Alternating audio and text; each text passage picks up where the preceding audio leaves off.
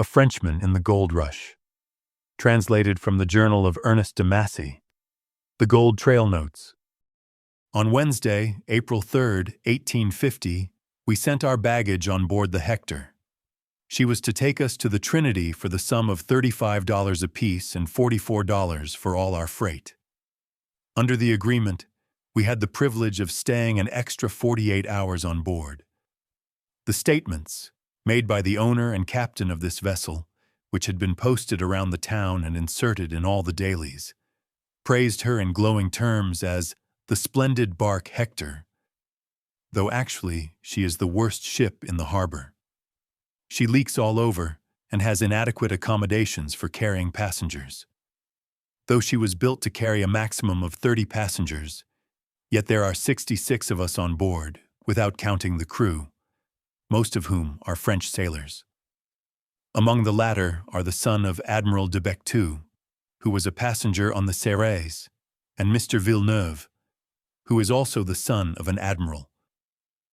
But anything is possible in this amazing country of incongruous situations and strange customs. Oddly enough, I ran across Mr. Saint-Saintin de Baudry here on board. He is a man of good character, but improvident. He knew one of Charles de Finance's friends out in Africa, a painter called Duprou from Versailles, a man of legitimist leanings. In 1848, while traveling along the Upper Saône, he dined with Mr. Desgennes de Jonvelle, who made him a present of several antiques. This drew his attention to art, and he began to pose as an artist and an art collector as well, going round with a palette and brushes. Today, these have been replaced by the pickaxe and shovel.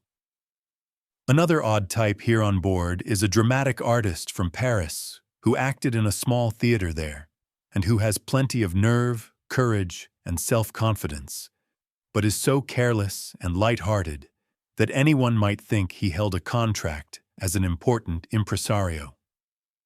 He will be able to give the savages some first-class skits, even though he is living a life of hard manual labor and perhaps misery. From force of habit, he is always the comedian, even here on board the Hector.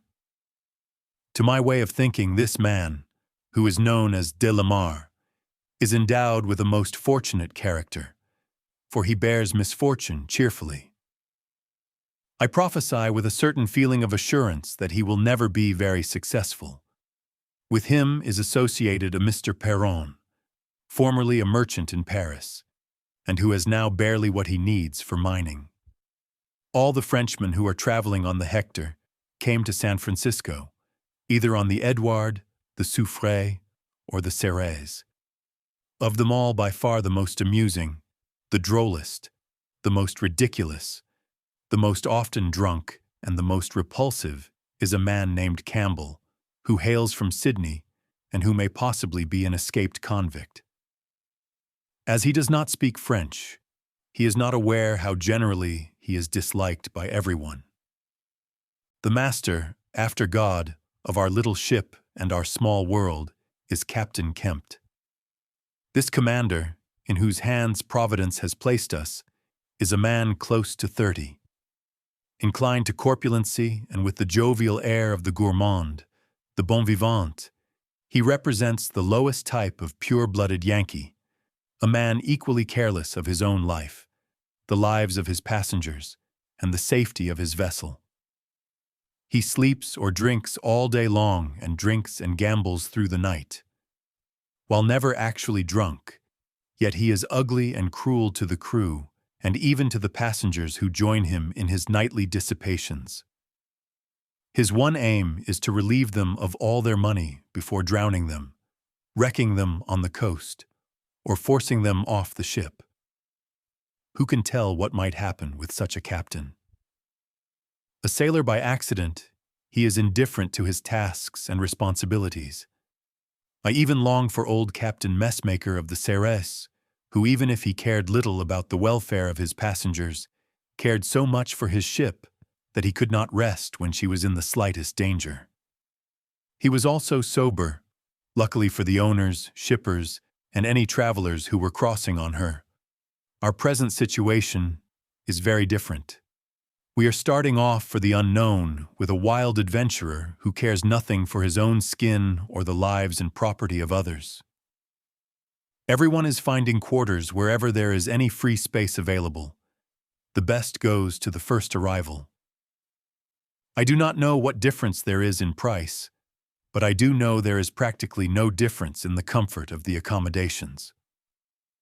My own living quarters are on the lower deck opening off the main cabin.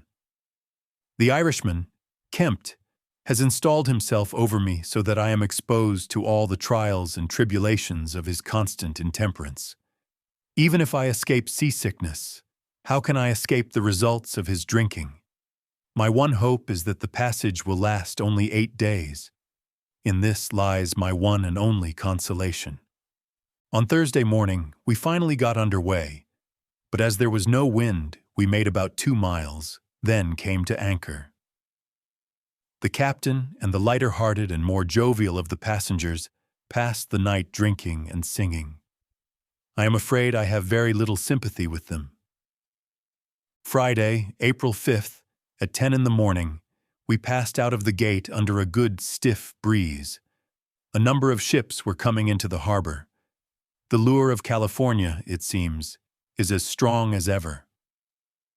Among these vessels we passed the Civilian, 143 days out from Boston with a full passenger list. On Saturday, April 6th, we had a brisk, favorable wind in the night with fog in the morning.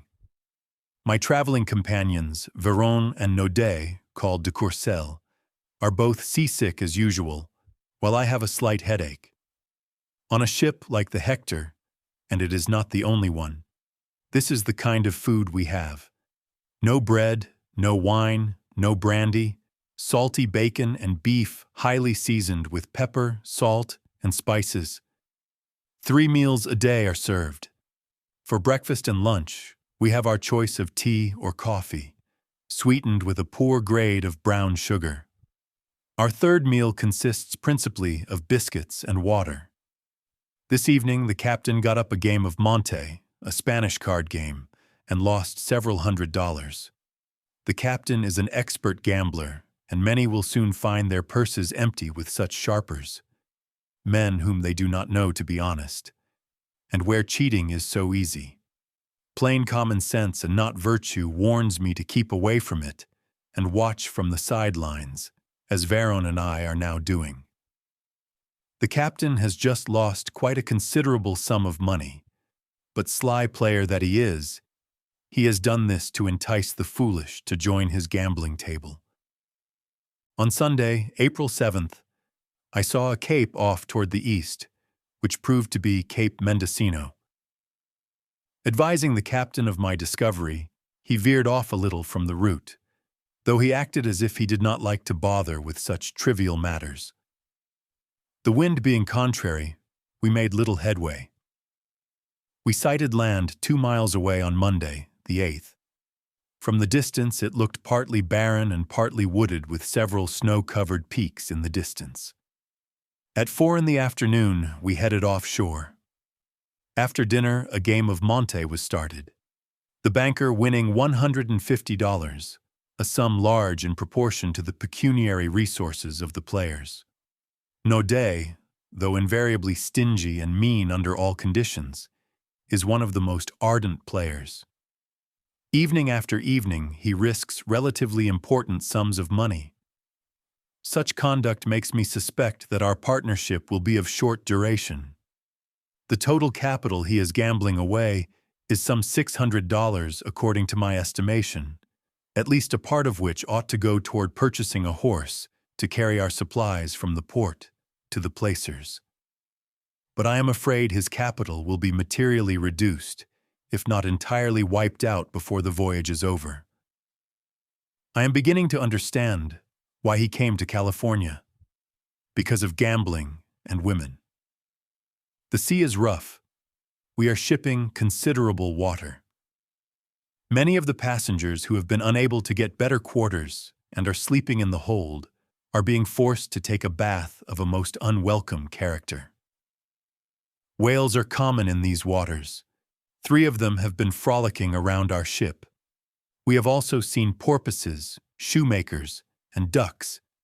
These are the only other wild creatures encountered. We are having plenty of cold weather. A ship hove in sight today, coming down from Oregon, no doubt, and bound for San Francisco. On Wednesday, April 10th, and again Thursday, the 11th, at the same hour, we again caught a glimpse of Cape Mendocino. We are keeping about 20 miles off the coast, however, as the fog is thick. When we are heading in toward the coast, Mendocino lies off starboard and Trinity Bay off port. Everyone is getting restless. This, however, does not prevent a certain few who are indifferent to the future from singing, drinking, and enjoying themselves as gaily as if they were off on a vacation. The comedian de Lamar and Veron furnished the music. Campbell, the man from Sydney who was so drunk he could not stand up straight, was the clown of the party.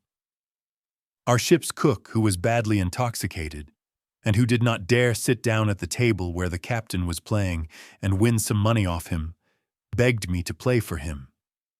This I declined to do, but he was so persistent and had such a pleasant way with him that finally I gave in. He handed me $20, which I placed. This was lost at the first round. While his expression did not change in the slightest, yet fortunately he did not try again, for the captain is out to ruin everyone and would not have stopped even at his cook, even if he had been a white man. Being a Negro, the barrier between the Yankee and him is insurmountable. One of the gravest inconveniences of this voyage is having a drunken or seasick man over you, and I have had a sample of both. Veron is again in the throes of mal de mer, just as he was on the Ceres every time we had bad weather, and Campbell is always drunk. Night after night as I sleep below them, I get little rest or quiet. Again on the 15th, the bad weather was still with us, but on the 16th, the sun came out. The wind turned in our favor, and the captain finally deigned to look for our harbor. We have been making 6 knots towards the northeast. The evening games have grown very animated, and over $400 has been lost at a sitting. Several players are completely bankrupt. Others have lost a half or 3/4 of their capital. Our friend Naudet has left about $300 on the green carpet of the Hector. Though it is now impossible for him to fulfill any of the promises he made me, yet we are still associates while at sea. On Wednesday, April 17th, we sighted the coast about 5 miles away. Toward the north, we could make out Cape St. George. It is very wooded and hilly. The captain lowered a boat to reconnoiter along the mouth of the Rogue, Klamath Mugs River, a name full of promise, but the skiff leaked so badly that after 2 hours of ineffectual effort, they were forced to head about and return to the ship. With such equipment as the Hector carries, and with a captain like Kempt who runs any kind of risk, I cannot help thinking that the owner and captain are working against the insurance companies who cover the passengers and cargo, and that what they want and hope for is a wreck. Thursday, April 18th, in spite of the rain that hid the horizon as luck would have it, we pulled into a bay in front of what looked like an island. Behind this island rose a plateau covered with virgin forests. The surf and the rocks were in the foreground. The more optimistic passengers thought this was Trinidad or Trinity Bay. All the skeptics doubted it. However, 2 small cannon were shot off. They were weather-beaten from being out on deck, by way of saluting this virgin country and announcing its invasion by vagabonds and outcasts from the old world. It is now 9 in the morning, just an hour since we dropped anchor here in this small harbor, and gave a salute with our rusty artillery. We may be able to avoid misery and shipwreck, Indians and bears. We can always struggle against these odds. But it is impossible to escape the intemperance, inefficiency, and brutality of Captain Kempt. who is a real menace to the passengers. The harbor, if the shelter where we are anchored can be so designated, is a poor one, and exposed to the northwest winds, which are very violent and frequent in this neighborhood. The bottom is also soft, the anchors drag easily, and the ship might easily be thrown up on shore. Though a mile offshore, we are surrounded by reefs. Trinity Bay is 20 miles long. Our ship is lying in its northern end. As there are no rivers near here, we have no use for small boats. This is fortunate, as mine would have been useless except for duck hunting in good weather. Several rivers, so I understand, are supposed to empty into the bay, one about 10 miles and another 15 miles below here. Of this fact, the sailors have no definite knowledge. All they know is that the village of Trinity, Trinidad, situated on Trinity Bay, is not at the mouth of the Trinity River, although the names are identical. Such inaccurate information is often very misleading. Around here it is said that the Trinity, like the salmon, is one of the branches of the Klamath River, which empties into the ocean near the boundary of Oregon. Explorers and sailors as yet know comparatively nothing about this country. 3 more embryo villages, which need only capital and labor to expand and prosper, are just being laid out on the shores of the bay, south of Trinity City. These are Humboldt, Eureka, and Uniontown. The latter lies upon a little creek inaccessible except to skiffs and barges, but which, since it lies closer to the placers, is more likely to become a center for supplies and merchandise. On Friday, April 19th, we had nasty weather with some rains and violent winds which blew so hard that the Hector broke away from one of her anchors. If the other also breaks, we shall be smashed against the rocks. As a precaution, I am sending Pitocet on shore with what materials are needed to erect our tent. We shall all go ashore as soon as we have proper shelter.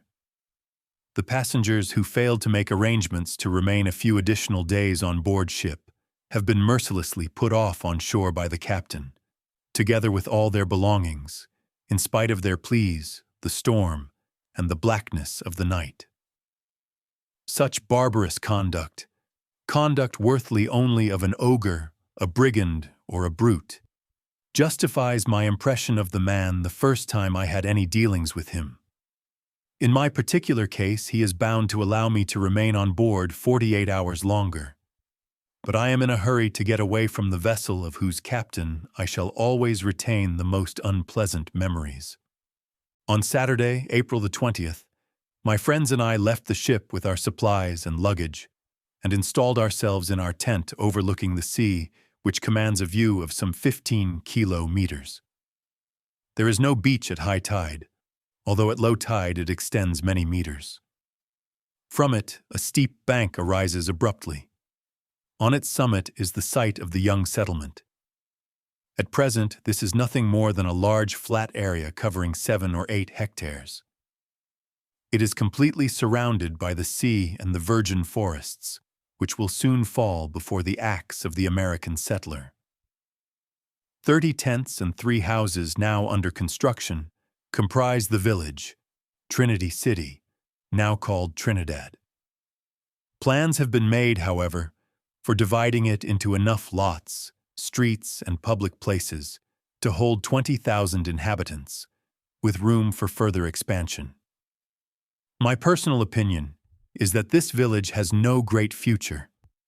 The harbor is dangerous, and there are no large streams or rivers accessible, merely some springs near the sea. Its future will be determined largely by the wealth of the placers. Since the arrival of the Hector, the population here has been temporarily doubled. The miners, most of whom have only scanty resources, only remain long enough to rest and get what information they can as to routes and directions. Nevertheless, the information here is hardly more reliable than what we got in San Francisco. The last miners who went out have not come back, and nothing has been heard from them.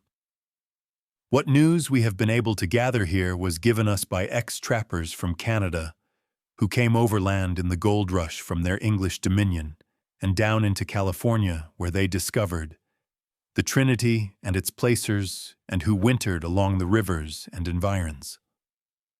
From their extravagant remarks, it was first believed that a remarkable region had been discovered. Rumors spread like lightning, with the help of speculators and charlatans, that this country contained immense riches. This is why I, together with many others, am now camping here by the bay, with the sea and the Hector spread out before me, and a wilderness and unknown perils ahead of me. This tiny hamlet is controlled by an alcalde, a Spanish unofficial, who at the approaching elections will be replaced by a mayor. This local alcalde is a kind of petty monarch with almost unlimited civil and judicial authority. The first settlers, by virtue of their right as pioneers, took possession of plots measuring 160 acres. 1 acre equals 41 aries, starting from the sea and going back as far as the forest. These they have already resold at good prices as building lots to those who have confidence in the future. The shore and regions around the bay are inhabited by Indians, who live in rancherias or settlements, which lie 2 or 3 leagues apart, and are made up of 4 or 5 huts, each of which houses 1 or more families. The native huts are made out of boards, which are not sawed, but split, much as planks are split for staves. Having no knowledge, till now, of such tools as the saw and the hatchet, they have managed, nevertheless, to get planks from 2 to 5 meters in length and from 30 to 40 centimeters in thickness by using fire, wedge-shaped stones, and wooden mallets. Digging foundations about a meter deep first, planks are erected on them overlapping one another. These, plastered with mud, form the walls. More planks are laid on top to form the roof. These huts have no windows or chimneys. The only opening is a hole, level with the ground, which is barely large enough for a man, crawling on all 4s, to enter. Such is the hut, or rather hovel, that shelters indiscriminately men, women, and children, creatures who, as a type, are close to primitive man. By profession, these natives are fishermen, hunters, and sneak thieves. As they are not agriculturists, they subsist on what roots and wild berries nature furnishes. They have no domestic animals. The men go around naked. The women wear a fly net made of a kind of flax around the hips, which comes halfway to the knees, but it is far from modest. I have already seen several specimens of these natives hanging around the tents in the village, waiting for a chance to steal or barter furs or fish for some trinket, such as pearls, bits of colored glass, necklaces, or better yet, for knives, tools, or utensils. Their food consists mainly of venison, fish, fresh or dried, and acorns. Sneaks and cowards when alone. When banded together, they act like arrogant and defiant highwaymen whenever they run across some stray miner. In plundering, however, they will use every kind of trickery and cunning rather than resort to violence and fighting. These they use only when the former has proved a failure. The natives along the coast, so I am told, are not as strong or well-built as the mountain Indians. But in a little while, I shall be able to verify, for my own satisfaction, this information which I got from a Canadian who had had personal experience with the natives under different conditions. On Sunday, April the 21st, all impatient to look over the trail leading to the placers, I struck up an acquaintance with a man from Louisiana, a native-born Frenchman who acted as secretary to the alcalde, one of his Yankee friends, and another Frenchman, who belongs to an organization known as the Colliers, so named because its members mined coal all one winter near San Francisco. This Louisianan, who goes by the name of Gwelin, came overland to California like so many other miners and explorers, and so knows what precautions to take in this land of bears and savages. Carrying 4 days' provisions, woolen blankets, guns, and ammunition, all 4 of us started out in the morning for the great unknown, on a path that was not clearly marked, through the depths of the forest. As we have no map to show the course of the Trinity, my compass is useless. We are striking out toward the northwest, where our route is supposed to lie, and paralleling the sea which lies some 4,000 meters on our left. This is a rugged country and full of deep ravines. We are constantly climbing up and down in the shade of enormous trees, which are very ancient. After walking 6 hours, we descended a steep slope to the seashore, which seems at this place to rise almost perpendicularly from the sea. Here we found we could travel along a pebbly beach, some 200 or 300 meters broad, with the sea booming on our left and the cliffs rising on our right.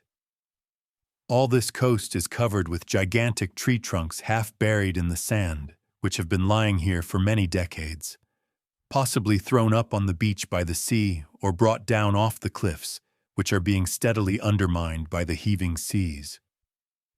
Having traveled some 6 kilometers with the sun beating down on our heads and the pebbles making walking difficult, we stopped and camped an hour before sunset on the northernmost extremity of this deserted beach, close to a little salt lagoon and within reach of a spring of pure water.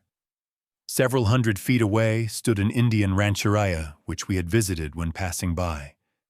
It had only 5 huts in all, but these held quite a number of men and women, many of whom are away most of the time on expeditions, either to secure food or to satisfy their inbred love of plunder. Not far from this settlement was their graveyard, marked off with stakes, where the graves of parents and ancestors were decorated with the possessions they had used during their lifetime. This rite, which appears to be their only religious observance, is sacred, and anyone who dares defile the graves would be swiftly punished by a deadly arrow shot quietly from behind some tree. Knowing this, we approached the sacred burial place with the deepest reverence, though well prepared to put down any aggression on their part. Yet we did not want to anger them and cause trouble. Merely a scant handful of old women and children were guarding the huts for the middle-aged members of this little tribe. The principal occupation of these natives is tanning the skins of wild animals, making arrows, quivers, and fishing equipment, and weaving excellent baskets. The latter, made of wood or rushes, are used for a number of purposes, as containers for packing heavy loads on the head, and even for cooking food. This last custom seemed very odd to me, but this is how it is done. The basket is woven so firm and tight that liquids cannot filter through it, but as the material used in weaving is not fireproof, the containers cannot be put on the fire. So when the Indian wants to cook his food, he fills the basket with cold water and makes a fire nearby, in which he heats some stones. These are then put into the basket one at a time, and as fast as they cool off, they are replaced by other hot stones. The cooking is then rapidly done in this simple and ingenious manner, but certain preliminary preparations must precede what I have just described. Fire must be procured. Now the Indian has no charcoal, tinder, or matches. Usually, however, some stump is burning in the vicinity, or the remains of a campfire are still smoldering. If the fire happens to be far away, the Indian takes a piece of half-charred wood, makes a hole in it, and with both hands twirls a stick quickly in it in opposite directions, until in a few moments the charred stick bursts into flames. Tradition does not say whether or not this trick was handed down to the Indians from Prometheus. I have already described to you what both the men and women wear. Not long ago I met one of the men, without a stitch on, carrying in one hand a sailor's knife which he had stolen or taken in on a trade, and in the other hand a bow, and over his shoulder a quiver of arrows. His hair, which was tied up on the top of his head, was decked out with birds' feathers, possibly signifying chieftainship. Others are often seen wearing mantles of tanned deerskins. This luxurious garment, by the way, is more frequently used as a protection against cold and rain when sleeping out under the starry heavens. The women are the beasts of burden, as the men, when traveling, carry only their hunting equipment. Sometimes the women, in addition to the loads of provisions which they carry in a basket balanced on their heads and tied on by a thong, and the heavy loads on their backs, have one child cradled on their shoulders and carry another in their arms. Loaded in this manner, they follow their lords and masters day after day through forests, over plains, and up and down valleys, where a civilized man would find it hard traveling. The women, so I am informed, adorn themselves with tattooing, which begins at the corners of the mouth and runs down to the chin. Young girls are not tattooed so heavily as the older women, whose chins are so covered by blue lines that the natural color of the skin is concealed. Girls and young matrons have only a few lines traced on each side of the chin. My own deduction from this fact is that the first tattooing is put on when the young girl reaches puberty and is gradually increased year by year until she is an old woman. Such a custom, devoid as it is of all coquetry, would never become fashionable among civilized races where the women pretend they are not a day older than they look. I cannot understand why the American Indians are called Redskins. While I have seen the natives of Brazil, Peru, and California, yet I can find nothing about them to justify the use of this expression. Their true color is close to a chocolate brown. When the Puritans out here in California see these nearly nude women, they are scandalized. The Americans say it is shocking, the French, abominable. When I first saw these Indian women walking around in the open and talking and laughing in the most natural manner before strange men when wearing scarcely more than the proverbial fig leaf, my only feelings were those of indifference, for they were neither beautiful nor appealing. Every time I touched their rough, cold, oily skin, I had a feeling of repulsion, just as if I had put my hand on a toad, tortoise, or huge lizard. And these thoughts, which may perhaps seem paradoxical, came to me. That the dress worn by civilized races is more conducive to incontinence than the habitual lack of clothing worn by the savages, since the imagination is apt to covet what is concealed, even though, more often than not, clothing hides a lack of charm and beauty. In both instances, love is closely linked with lust, though the fine physique of the natives is enough to prove that they do not abuse it. They may even have a periodical mating season, like most animals. Having no interpreter and being unable to talk with them, I must resort to speculation. But I am going to leave the solution of this to wiser heads than mine. Another 50 years more and this civilization will be gone, and this savage, this primitive man who is now here before my eyes, will have become mythical or legendary. This is why, during my trip through this country, I am trying to learn everything I can about them whenever I come in contact with any tribes or isolated individuals. The Indian has no beard on his face and no hair on his body. I cannot say whether this is natural or the result of some method of hair removal. His features resemble to a certain degree those of the Chinaman and the Kanaka or South Sea Islander, with the fine eyes, fairly flat nose, thick lips, and prominent cheekbones of those people. The contour of the head is round and not oval. This is especially true among the women. The latter are usually fat. The men in general are thin rather than heavy, and very muscular. They are agile on the trail, intrepid swimmers and divers, and quick with the bow and arrow, being able to kill a bird the size of a pigeon on the wing at 40 paces. Their sense of hearing, sight, and smell is highly developed. They can hear a man's step several kilometers away and can see a sparrow at 500 paces. They can also smell game passing in the vicinity better than a dog can. Having no adequate offensive and defensive weapons, nature has given them unusually keen senses.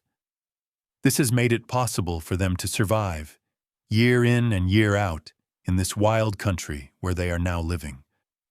But as the status of things has recently changed, their very existence is in peril. Their one weapon of defense is the arrow, which is often poisoned. The latter is used exclusively in hunting, as the regular arrow will not bring down large game like bear and deer. To capture animals, they watch for their trails, dig great deep traps, and occasionally trap one of them. When this happens, a general holiday is declared. Sometimes captured grizzlies weigh as much as 1,000 pounds. Small bears run from 500 to 600 pounds on the average. The Indian is neither generous nor hospitable. He invariably tries to get something for nothing. In all his dealings, he will usually try to persuade the purchaser to accept something worth less than what he is after. He will also try as a rule to get away your most valuable belongings, even woolen blankets or cooking utensils. When this fails, he mutters the word chicano, meaning trade, or barter, crossing the index finger of each hand before his face, a gesture used to express the same idea. Dickering then takes place, each side offering the least for the most, until in the end terms are agreed on and everyone is satisfied. From the Indian fish has been procured, while he in turn has received glass, trinkets, and a taste for horse trading and barter so inbred in human nature. As for their spoken language, the Indian requires only a limited number of words since his needs are few, and such things as physics, philosophy, science, industry, and politics are beyond his ken. It seems to resemble somewhat that of the South Sea Islanders, being a medley of aspirated vowels or guttural sounds. I have listened to the Chinese and Kanakas talking in San Francisco, and as I listened to the Indians here, it impressed me as being one and the same language. But I leave it to philologists to determine whether this similarity is real or only apparent. Up to the time of puberty, the children of both sexes run around entirely naked. Young children seem to have a more intelligent air than their parents, for the adults are so preoccupied with material cares that their intellectual faculties lie dormant or grow more and more useless as these cares increase. Mothers nurse their children as long as their milk lasts. I have seen children 5 or 6 years old jump over a tree trunk a meter high to take the breast, while the mother appeared highly amused at this prank. The women did not seem to object to the advances we made to these little savages. Infants in arms, on the other hand, were frightened when they saw us, and when I tried to make friends with them by offering some sugar lumps, my advances were met with cries and tears. But the little children who clustered around us were not at all diffident. Daylight was waning when we left the Indians and made our camp 2 kilometers below them near a brook which ran between an embankment and the remains of a great petrified tree, which had been lying there since time immemorial. The grayness of the sky overhead completed our feeling of isolation as we sat alone by the embers of our comfortable campfire, which was reflected in the waters of the lagoon beyond, or north of us. 50 meters west was the sea pounding on the pebbly beach below us. In the forest all around, deer abounded. The lagoon was thick with ducks. Far above our heads, the birds flew by, making strange nocturnal noises. The little brook close at hand seemed to encourage all this with a murmured approbation. With such surroundings, I spent the night out under the vast canopy of the heavens. Tired out as I was, after the long, tedious day's traveling, I would have slept soundly if the cold, damp sand had not chilled me to my bones. Several times in the night, I had to get up and throw more wood on the fire. This was my first real experience roughing it. This life, as you can see, promises to be full of action and excitement.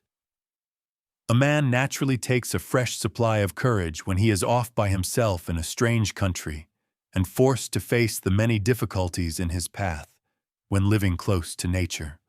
Under similar circumstances, I have spent more than 100 nights out in the open, wrapped only in my woolen blankets and with mattresses made of fine sand, damp, rocky soil, moldly vegetation, and now and again, green grass, a decayed tree, or a bed of leaves for variety, but usually with only the starry vault of the heavens over me. But of all the beds I have ever slept on, the hardest and the most backbreaking, though you might not believe it, is hard sand. I speak from deep experience.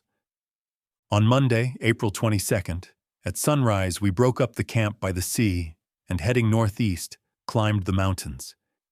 Here we ran into a superb forest where we got lost before we had gone a league. Our lunch was cooked in a small ravine.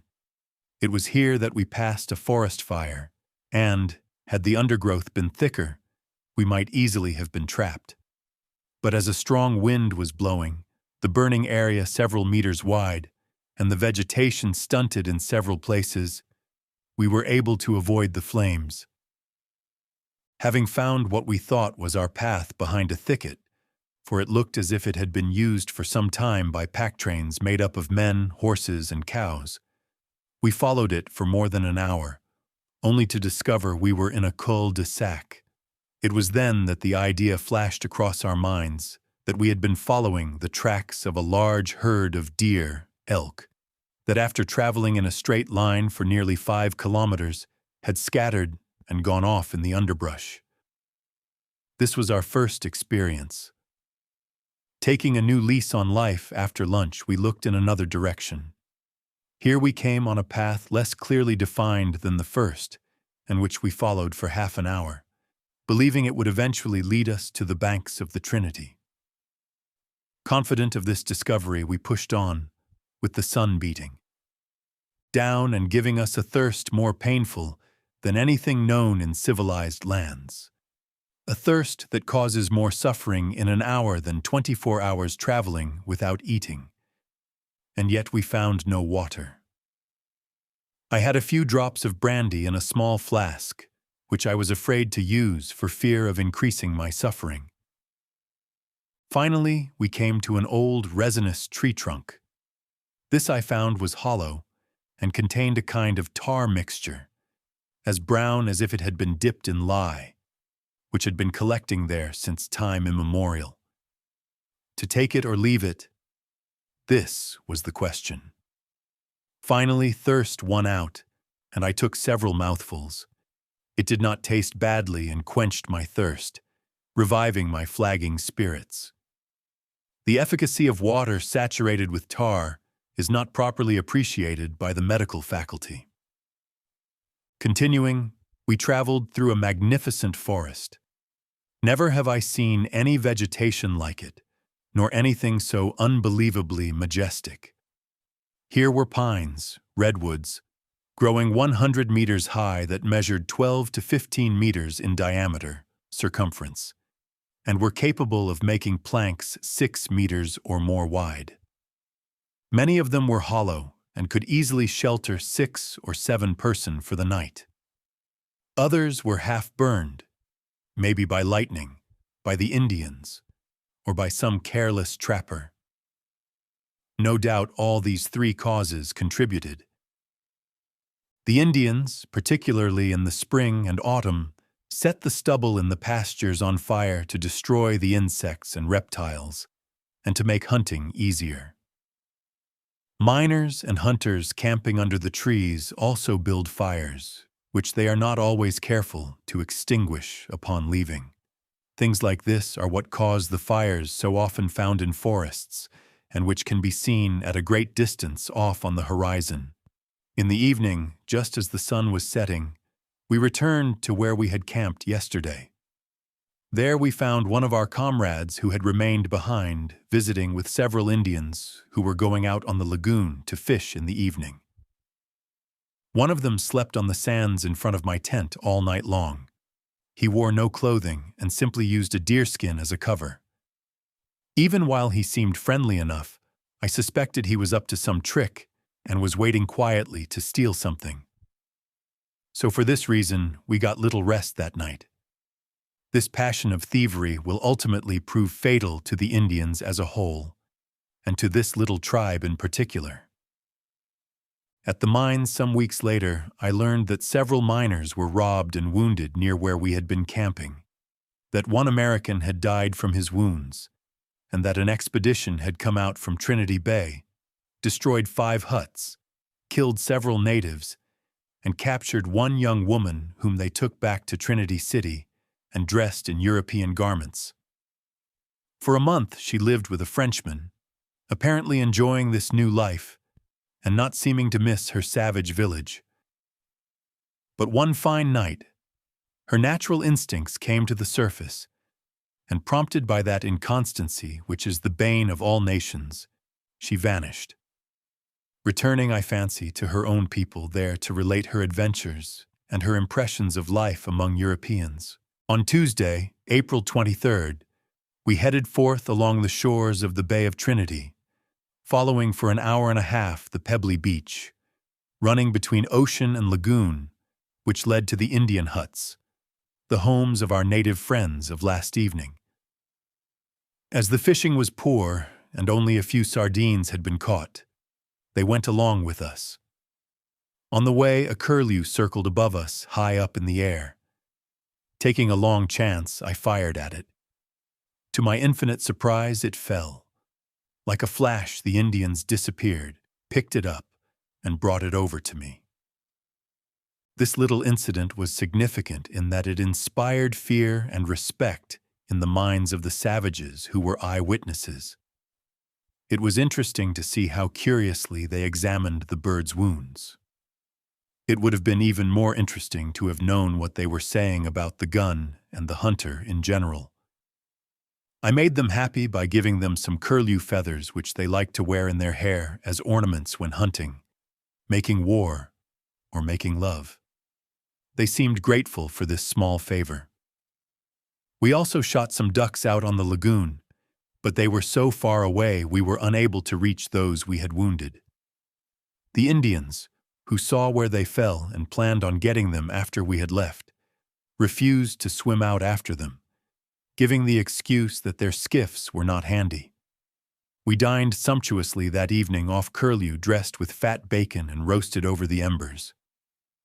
In place of bread, we had hot biscuits. To drink, brandy diluted with a large quantity of water. Our tablecloth was the turf, our canopy the shade of a tree hundreds of years old. My comrades were asked to share this luxurious banquet.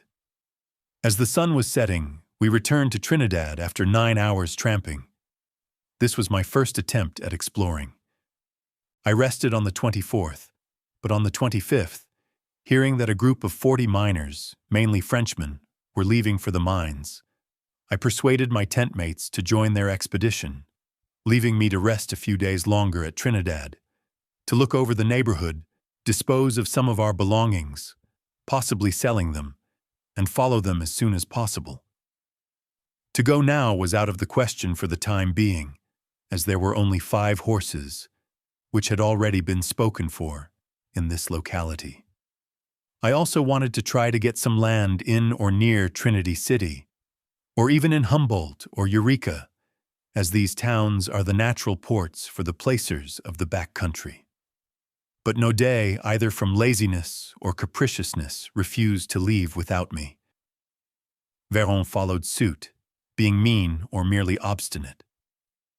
As we needed to use Pidosset for the short time left us under his contract, I was forced by the contrariness of the others to choose between the alternative of losing the work of the latter or the provisions and effects of the former, valued at some $250. So I decided it was wiser to start off alone with Pidosset and join 2 or 3 energetic and good-natured miners who were starting off ahead of the main train. The expedition itself was to be led by 4 Canadian guides up to the Trinity River for the sum of $300. Knowing from my experience on the Hector that most of this party were improvident and unreliable, I did not care to join them for the journey, preferring to be independent and save both time and money. This is the first time since leaving France that I have left my cousin Alexandre Veron alone and free to rely on his own resources. However, he will be constantly on my mind, for in the year or more I have spent in his society on the Ceres and in San Francisco, I have had ample time to know him. He is a unique character, a type I have never met anywhere else, even among the thousands I have met in all ranks of society.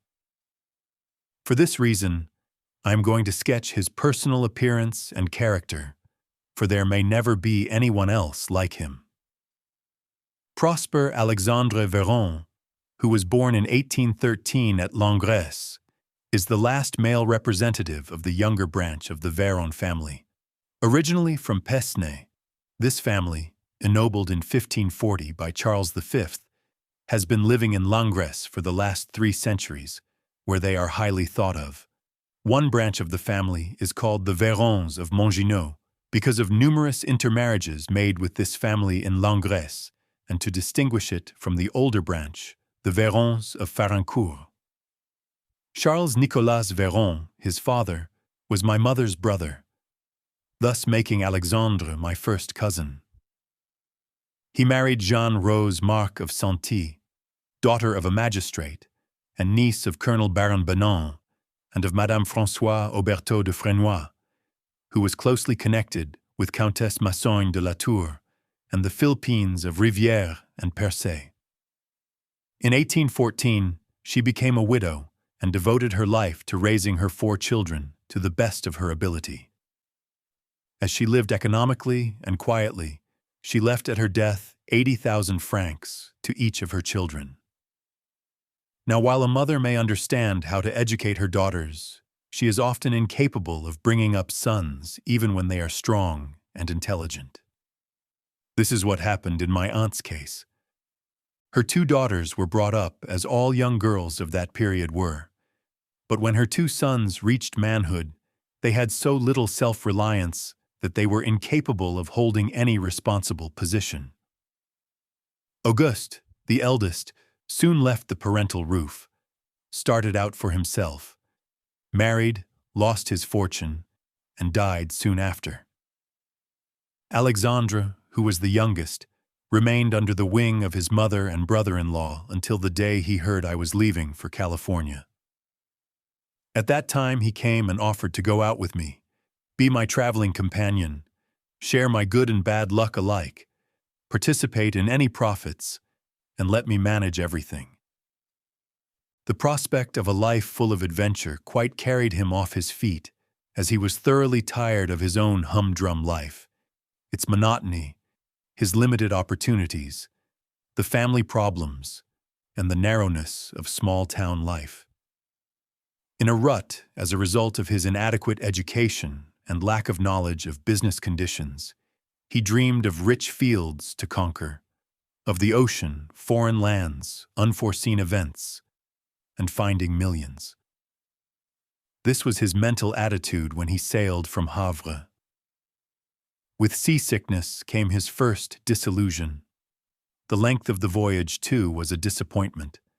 The loss of his baggage exasperated him, while the prospect of danger, privations, troubles ahead of him at the mines, and our future prospects, have preyed on his mind until he is now so unsociable and irritable that he has suggested we separate. This plan I accepted readily, but on the other hand, I would not like to be reproached at some future time by his family for having left him marooned, with the sea on one side and the wilderness on the other, without protectors or guides, and at the mercy of sharpers and savages. I believe he thinks he can never succeed at the mines where muscular strength counts for everything and where knowledge is useless. He feels that a separation will have its pecuniary advantages, as well as free him from a tutelage which he no longer thinks is necessary. From the standpoint of physique, Alexandre is large, well-built, a splendid walker, a good hunter, and a heavy eater. He is rather ugly as the result of a fall he had in childhood, which flattened his nose down into his upper lip. His face is large and bony. His eyes are small, keen, and fawn-colored, and he is practically beardless. Caustic and quick-witted, as a talker he is often as careless in his conversation as in his conduct.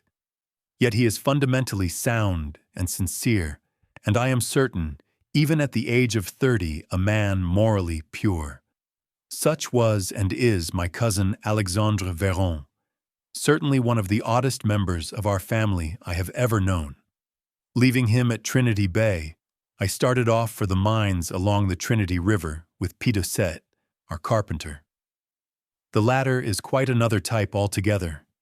Indolent, taciturn, unresourceful, awkward, and cowardly. He has to be constantly supervised every hour of the day, and to have every error explained and pointed out. He has a bad case of homesickness and misses his wife, whom he openly deceives, and his foster children. He sighs for the flesh pots of Egypt, which are missed mainly when they are not available. Under conditions like these, with 2 heavy burdens on my hands in addition to my many other cares, I am about to leave for the placers. During the last few days, Veron has spent most of his time cooking for himself and his friends, mending his stockings, and waiting impatiently for letters. At noon on April the 25th, 1850, Naudet with a pack weighing 15 kilograms on his back, Pidosset with a load of 30, and I carrying some 28 kilograms, over 60 pounds, of provisions, utensils, guns, and ammunition, started out from Trinity Bay. We had tacitly agreed that as soon as we reached the Trinity River, Naudet was to return, rent some mules, and rejoin us at the placers with everything we had left behind in our tent, and that Veron was to come out with him. The main train left in the early afternoon, led by a Canadian guide on horseback. The 2 pack mules which the capitalists of the party had been able to procure at the inflated figure of $300 apiece had started 3 hours ahead of us. All along the trail we met packers who were not able to keep up over the rough roads and under the heavy packs they were carrying. This forced them to pitch camp about 3 leagues from where they had started. Passing them, we made our own camp about a league beyond in the woods adjoining the sea. On the 26th, at 9 in the morning, after having breakfasted, we were off. We lunched at the northern end of the lagoon I have already mentioned, Big Lagoon. While this lap was not long, yet a march of 2 hours over pebbles or gravel with the bright sun beating down and loaded with a heavy pack is quite enough for a tenderfoot as yet not seasoned and unaccustomed to this kind of exercise. In the afternoon, we climbed the mountains which bordered the eastern side of the lagoon. That night, we camped on the summit, Trinity Mountain, near an extensive forest. We slept in a hollow tree trunk large enough to accommodate not less than 10 men with all their baggage. Here in this shelter, I held a kind of bazaar, thanks to the glass beads I had with me, such a spectacle as had not been seen here for many a long day. The Indians, who had been on friendly terms with us for the last few days, and who had picked up some ducks I had brought down, had come to trade turbot for rice, bacon, tea, and a little brandy I had taken along to ward off fatigue, make me forget my troubles, and make the future look more roseate. On the way out, 2 of our shipmates joined us, one a Frenchman, the other an American. The former had traveled overland to California. The latter was a pure-blooded Yankee, a fact that stuck out all over. We are fortunate in being able to travel with men of such wide experience, and the 5 of us have firmly made up our minds to push on ahead and put up a fight if we are attacked. On April the 27th, we traveled all day long through the forest, which is rich in splendid vegetation. More than once we climbed hills with such steep slopes that we had to use both our hands and feet to make any headway. This exercise lasted several hours. Overhead flew several flocks of wild birds, which the backwoodsmen call grouse. These birds have been imported, so it is said, from England to Canada. From there they have migrated down into Oregon and California. They are about as large as chickens and as highly prized as the pheasant. I fired at one but missed, as luck would have it, for it would have been a welcome change acceptably replacing yesterday's duck, and, to some extent, it would have been a compensation for our long, tedious day's travel. We crossed a little stream, Redwood Creek, unknown to geographers, about 25 meters broad. A tree, chopped down on the banks, had been thrown across the river for a bridge, which was strong enough to carry a mule heavily loaded. By the time we reached the opposite bank, it was 4 in the afternoon, so we concluded to camp there for the night. The river was full of trout. I told Pidocet that this was a fine chance to show his skill as a fisherman. Although he has spent most of his life at Celles on the shores of Concy, Upper Saône, building boats and launching them on the Upper and Lower Saône as far as Lyons. Yet among all his friends, he has the reputation of being an expert fisherman, a pleasant reputation at any time, but one particularly useful at the present. So he let down a line while I tried my luck a kilometer on down the river. Unfortunately, neither of us got a bite, and so our supper was a morsel of grilled bacon and some thick and heavy flapjacks. Hard ground is not conducive to sound slumbers, even with woolen blankets. This is why in place of a mattress, we first spread out a piece of waterproof. This waterproof is used both to keep off the rain in the daytime and the dew at night. Next, building up a good fire. We lay down with our feet up to it, looking exactly like so many spokes radiating out from a central hub. A few feet away, the brook bubbled, while gigantic trees served as a kind of shelter over us.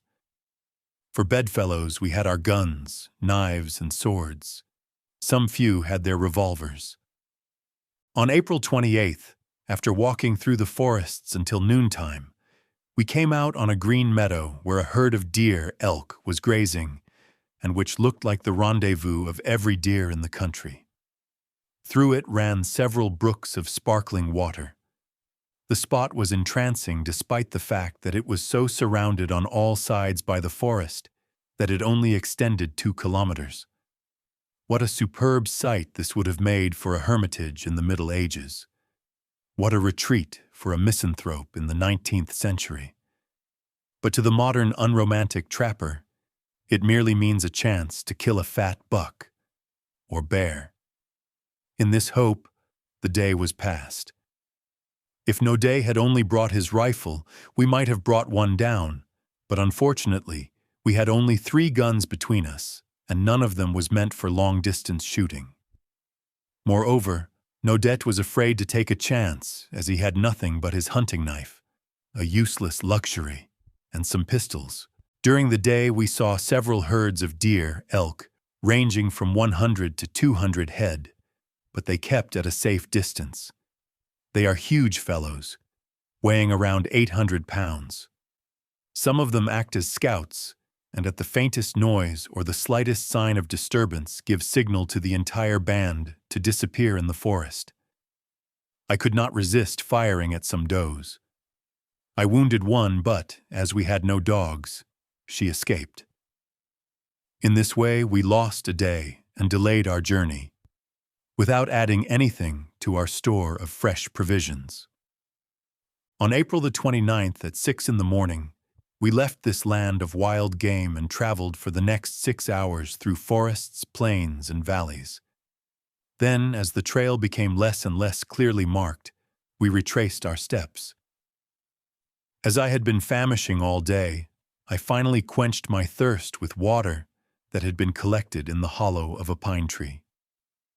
At sundown, we camped in a meadow near a brook, an essential for every camp, not knowing whether we had made even 10 kilometers headway.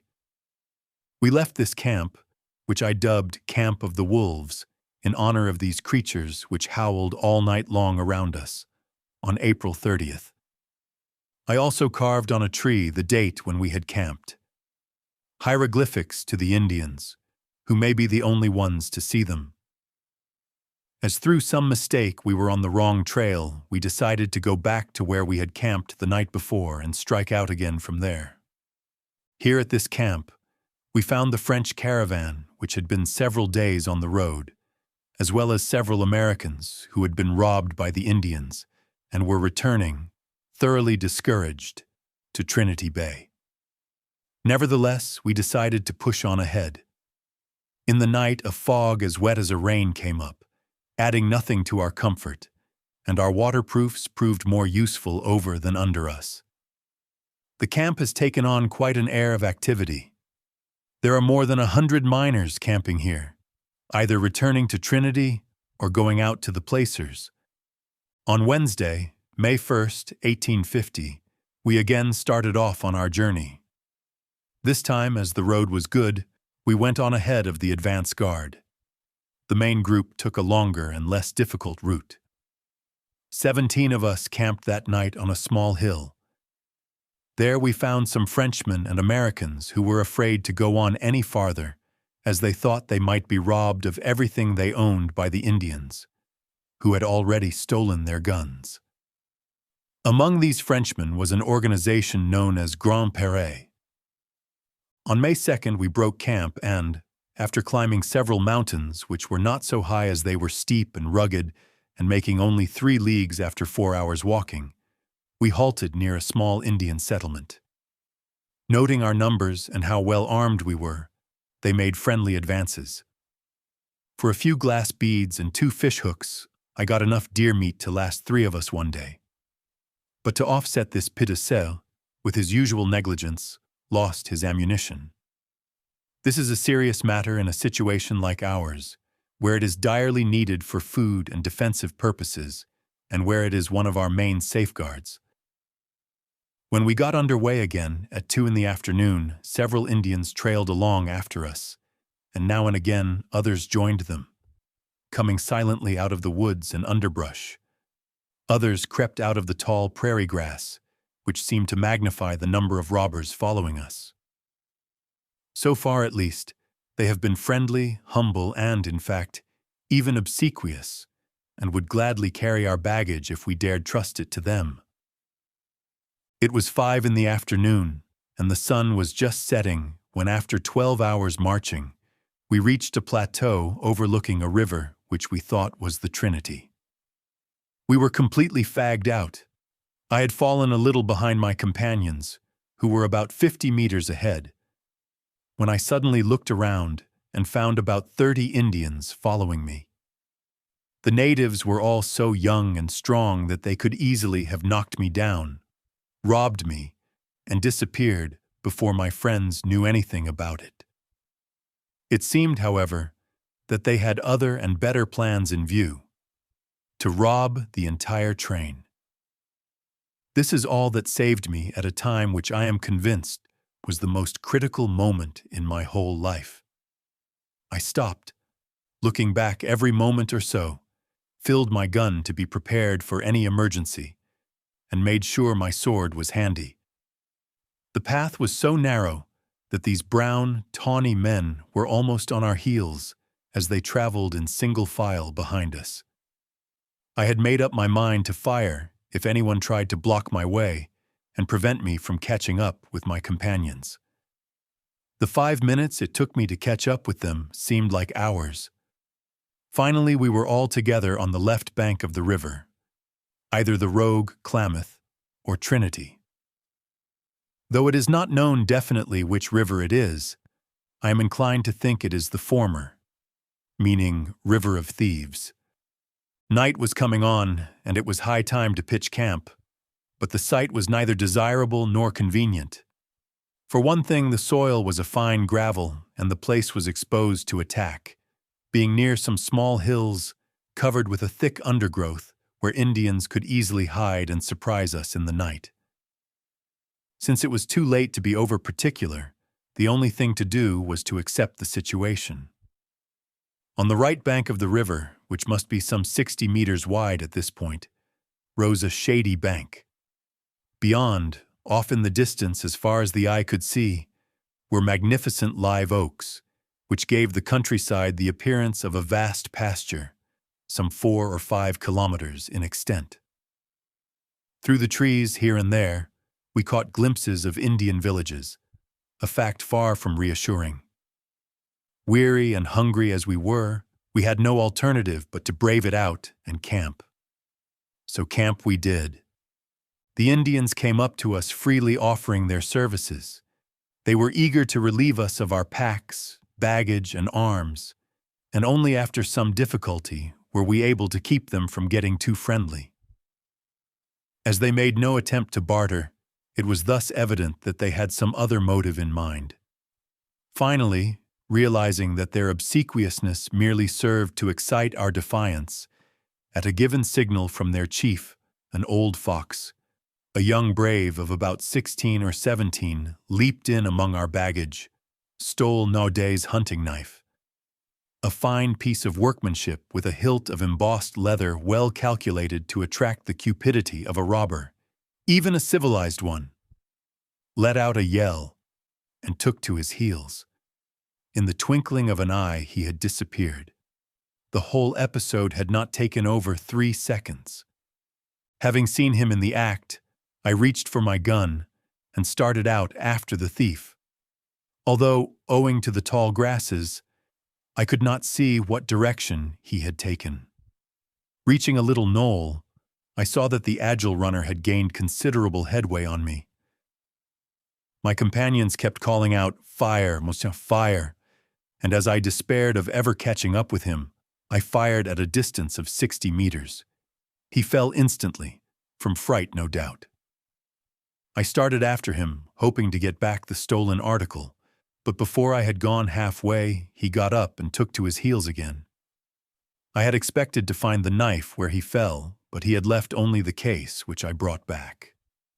Disgusted with my lack of success, I returned this to its owner, who was more angry even than I at this bit of bad luck. In due respect to my victim, I believe I scared and annoyed him quite enough to make him remember me for some time to come. But all I had for my gun was birdshot, and my rifle does not carry far. At the time of the robbery, one of my friends fired right among the Indians, who immediately scattered.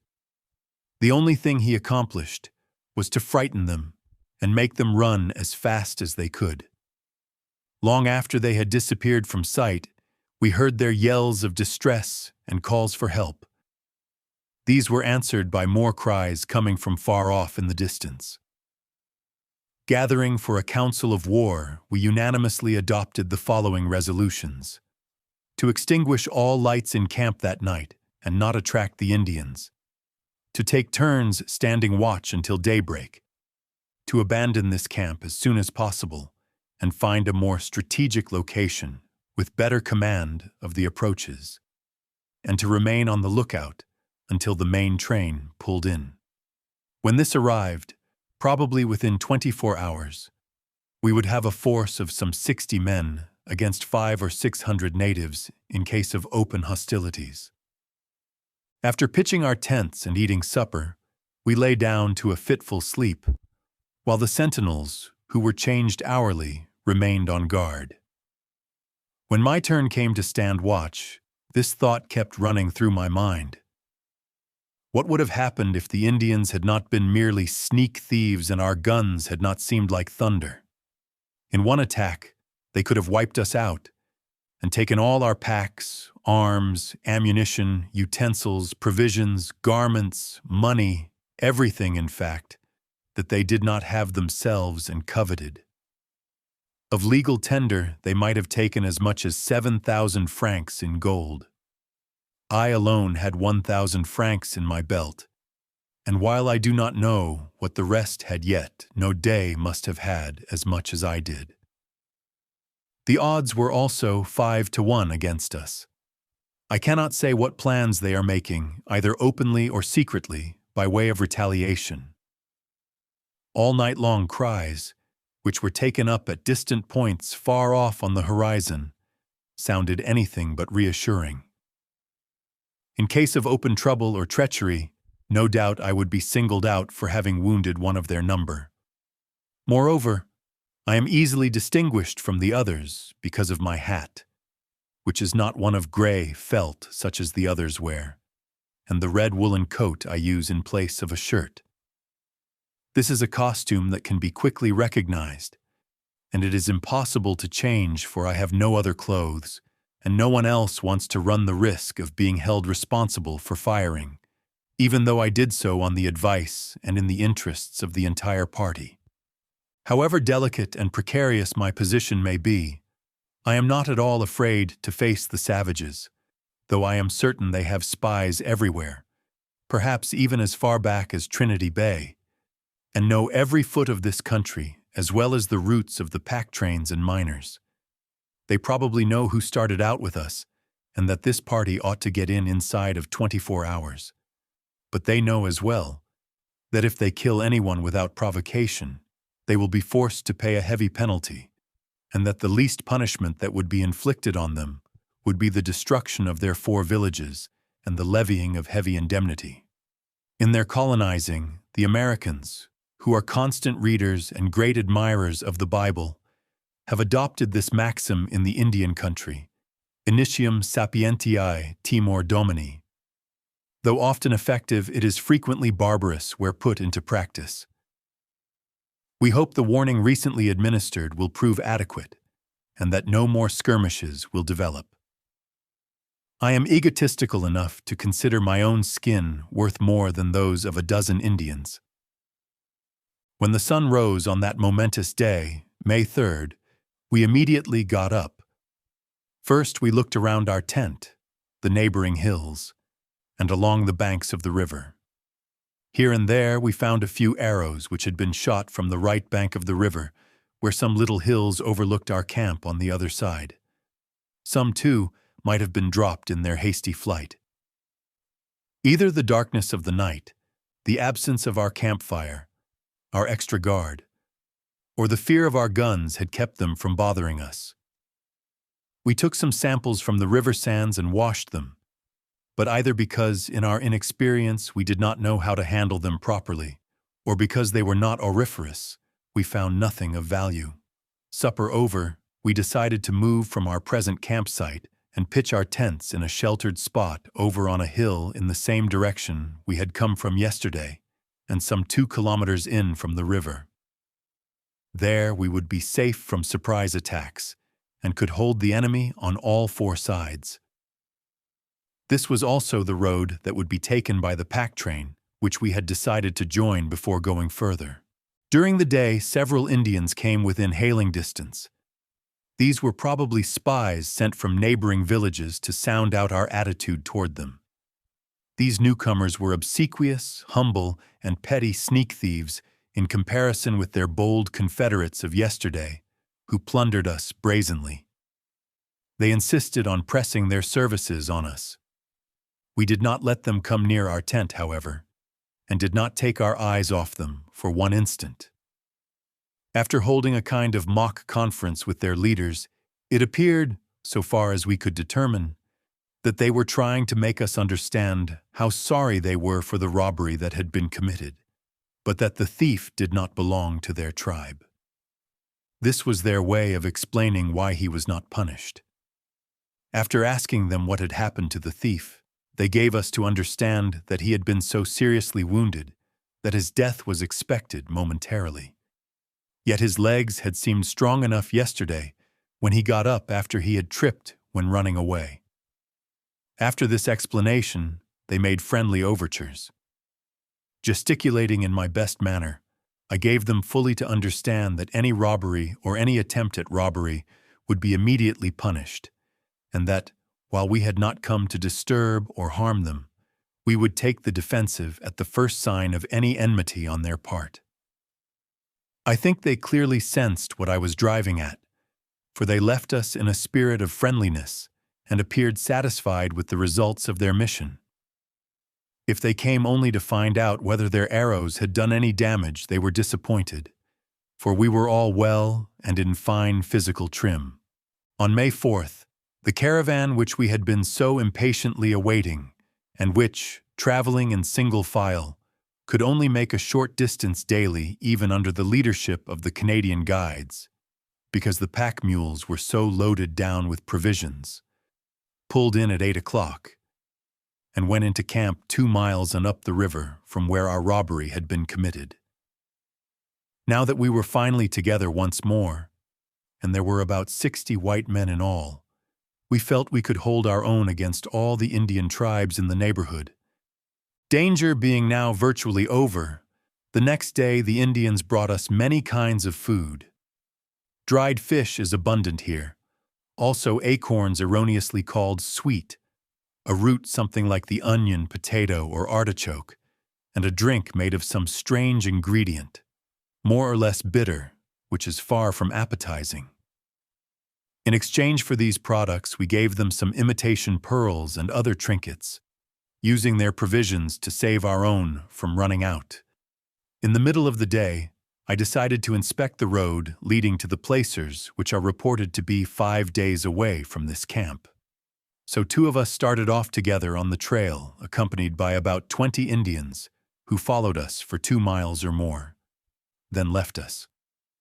Wading into the river, we washed several specimens of sand, but failed to find any gold.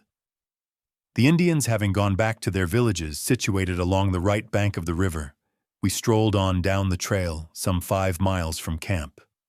On the way down, 2 Indians, entirely naked and unarmed, came out suddenly from the underbrush and stopped us, begging us not to go beyond this point, but to return to camp. They gave us to understand that we were on dangerous soil, and that the neighboring tribes might attack us when we least expected it, and rob us. Whether this information was out of consideration for our welfare, or to keep the caravan from going on, I cannot say, but they were so insistent that we thought it prudent to retrace our steps before dark. We retraced our steps reluctantly, for we think these primitive men have no idea of kindliness or consideration. However, I may be grossly misjudging them. Later on, the thought came to us that they might have been referring to a skirmish that had taken place farther up the river between some natives and Canadian trappers, who are not very conciliatory, and a certain group of Americans at whose hands they had been severely punished for their misdemeanors. In spite of what they said, however, I am still wondering why the Indians took such an interest in us, and cannot decide whether it was treachery, timidity, or a sense of pity. My final conclusion is that they were sent out by some neighboring villagers who, after the clash with us, believed their lives were in danger, and that they were trying to avoid more trouble by being friendly. Not caring to attack such large forces, they were trying to delay us as much as possible in order to sell us their stale fish, rotten acorns, and wild roots for things which Mother Nature does not provide for them, and which are especially coveted by their women who are born coquettes despite their scanty clothing, tattooing, and primitive way of living. Now that it was growing dark, we started back. We got in without accident or other adventure to our prairie camp, with its 64 men and 100 pack animals, just as night was falling. On May 5th, 18 volunteers, several of whom had horses, after listening to my story, decided to cross the river several miles upstream to look over the situation and to return that evening. Pidoucet was one of them. The rest of us waited for them to return before starting off on our journey. This is unfortunate as it means time lost and extra food consumed, for if we remain in any one place for any length of time, I can foresee trouble ahead, even with only brief delays. Most of the party, so it seems, do not worry their heads over the future. The belated explorers returned to camp on May 6th, having been living on short rations and sleeping out in the open. Roses are blooming on the banks of the river near our camp. The air is sweet with their fragrance. Our departure is now finally set for tomorrow. We got off in a body at sunrise on Tuesday, May 7th. 15 of us formed the advance guard. I tried to get Naudet to go back to Trinidad with the Canadian guides, knowing he was not properly prepared to go on, and as we had promised to provide his food, I knew his share would have to come out of our own meager larder. But the plan did not meet with his approval. The length of our trip is uncertain. Famine threatens, and the guides have gone back. While I have an excellent compass, no one knows what point on the horizon we should head for. Under conditions such as these, we are starting off on what promises to be a great adventure. Right here, before I forget it, I want to tell you about an exhibition of Indian dances we saw a few days ago while the train was tied up in the camp of the Great Prairie. It was on one of the days when a crowd of natives, men and women, came over to visit and barter. There were at least 60 of them in all. Among the Frenchmen in our party is the comedian Lamar, at one time an actor in Paris, who is always laughing and joking, even in trying situations. So, whenever the slightest opportunity arises, he jests, jokes, and entertains the Indians, making himself extremely well-liked and winning their esteem and confidence. Noticing one young Indian who seemed more intelligent than the rest, and who appeared to have some influence and authority over his comrades, possibly as a chief, medicine man, or high priest, Lamar told him to call all his scantily clad friends, men, women, and children, and form a circle. Singing with a high nasal tone a rhythmic phrase of 3 or 4 notes, he soon got everyone, without moving away from their places, to beat time their feet. Gradually, from time to time, he quickened the tempo to such a degree that there was a thundering, clapping, and pattering in unison, and these usually stolid faces beamed with ecstasy and pleasure. The rest of us on the sidelines could not help laughing at the pleasure this innocent diversion, so suited to their primitive and unemotional natures, gave them. In another 20 minutes, everything was quiet again, and the savages left to look after their own small interests. By tomorrow, the trials, the long, tiresome marches, hunger, thirst, danger, and all the uncertainty of what lies before us will begin again. Let me tell you what happened this morning, May 7th. For 4 hours we followed along the meadow bordering the river, camping finally on its bank. On the opposite shore rose a plateau dotted here and there with an Indian settlement. As soon as we had stopped, the Indians came over offering us fresh salmon and a kind of mushy food, which was new to us and which had a bitter flavor. They also brought us acorns. Situated as we were, there was no use in offending them. So we accepted, as if they had been celestial manna, these products of the culinary art of the inhabitants who live along the Trinity. After this Lacedaemonian repast, I accepted the offer of the Indians to inspect their little straggling village. 2 of my friends volunteered to go with me. Several motives moved us to undertake this adventurous step: the hope of getting some fresh provisions, such as fish or game, and the desire to see at close range a true Indian village. Up to the present time, we had only seen a few settlements, having only a few huts each, and which had not been particularly interesting, for the reason that, being on the sea, their inhabitants had already come into contact with the white miners and fishermen. Here, away from the coast, the individual, the primitive community life, and the type as a whole are instances of the primitive way everyone lived 5,000 or 6,000 years ago. So, succumbing to the temptation, and without counting the risk involved in putting our heads into this wasp's nest, we took our lives in our hands, got into a canoe manned by two savages, who had everything to gain by drowning us in the river. And the three of us started off. Two of our number carried only swords.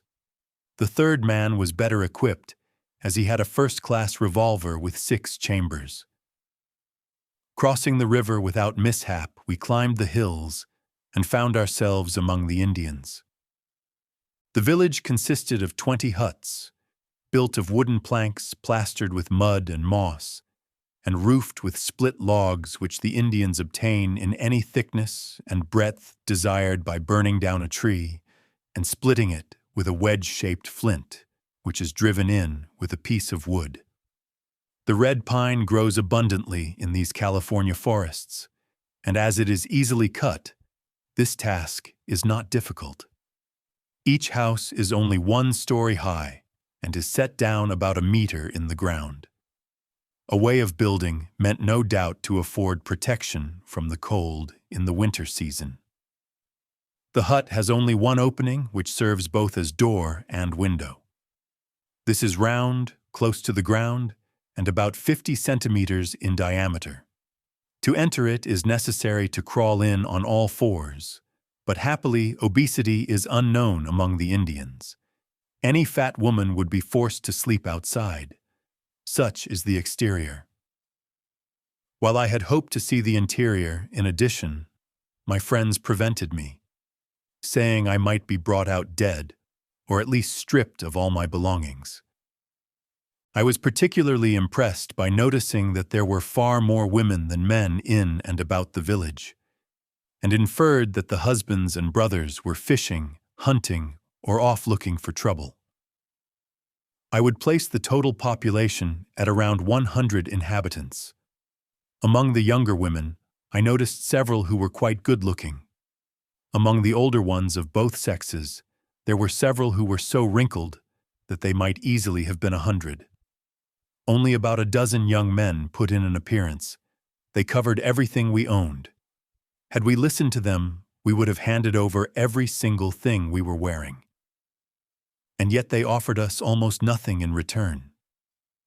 Before long, they grew unpleasantly familiar, pressing eagerly around us, and, if they had not seen one of us carrying a revolver, for we made no effort to hide the fact that we would check their cupidity in any way that seemed expedient. We might have been the victims of an ambuscade. This being the situation, we concluded to return to camp and so avoid any chance of being robbed by natives. We were taken back in the same canoe that had brought us over. We were almost afraid to stir, and soon rejoined our friends who were beginning to worry over what had become of us. The Indians left us with the salutation "Chew," which may mean goodbye, or possibly, "Do not come back here again." But we had managed to purchase enough dried salmon to last us 2 days. This was the only practical result of our trip. It was 3 that afternoon before we broke camp and went on 9 miles where we spent the night. On Monday, May 8th, 30 of us started on ahead. As we got farther and farther up the river, the mountains became higher, the woods more impenetrable, and we were finally forced to cross their summit and camp at a spot where 2 rivers forked. This is referred to as the South Fork of the Trinity River. Can this river be the Salmon? No one seems to know anything about it. Here we found a party of Americans with 30 mules returning from the placers and going into Trinidad to lay in supplies. They were prospecting along the river, washing the auriferous sands whenever they stopped. They are camping over on the right fork of the river. While some are busily panning, others are cooking or bathing. We saw the brawny silhouettes of the latter, wrapped in red and white woolen blankets, walking solemnly around in the sun getting dry. They made a quaint picture with the forests for background, an effect as original as it was unexpected. Finally, the slow-moving pack train, always behind schedule, caught up with us. One of the horses, having strangled, had been immediately cut up and eaten, for provisions are already running low. Several, in fact, are out of supplies, and depend on their friends who have not even enough for their own use. For the past few days, Naudet has been among this number. Pidocet and I are looking after him. This desperate situation has made me insist that he take advantage of the chance to travel with the Americans back to the village and return and meet us at the placers with Veron, who has charge of our supplies and personal belongings. In the end, the prospect of starving, the chance of never returning, and my irrefutable arguments won out, and he departed. On May 10th, we again took the trail. As we had to cross the river, the Americans, as they had a canoe with them, generously offered to get us out of our predicament for the modest figure of $2 a head. There were 25 of us.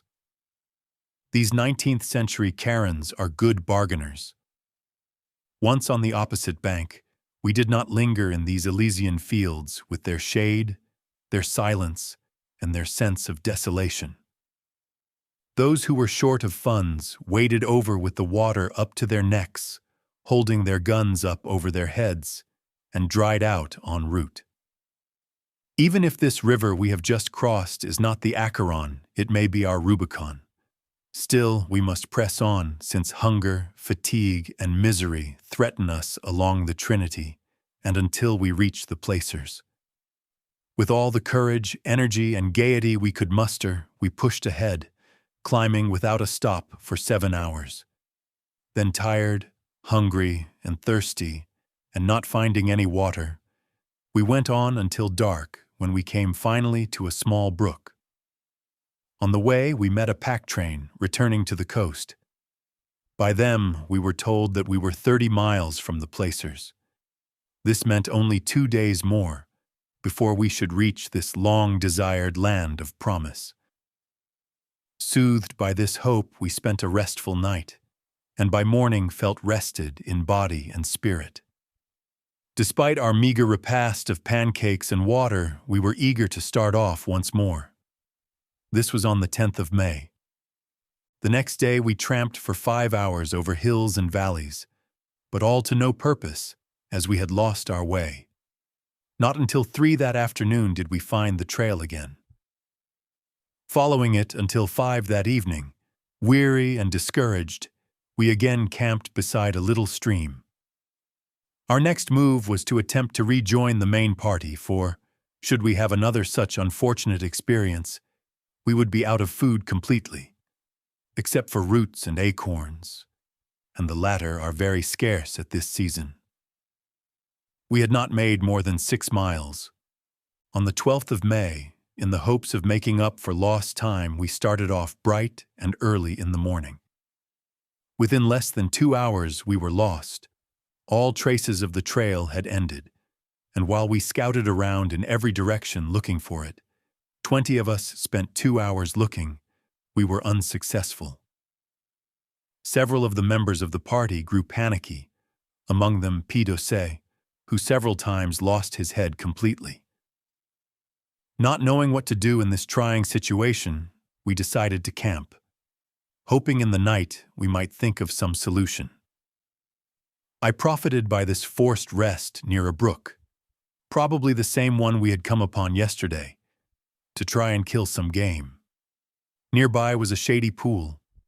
Here I stationed myself, hiding in the underbrush. At the end of half an hour, I killed a duck. Never was there a happier hunter or one more famished than I. A duck, think of it, and a large duck at that.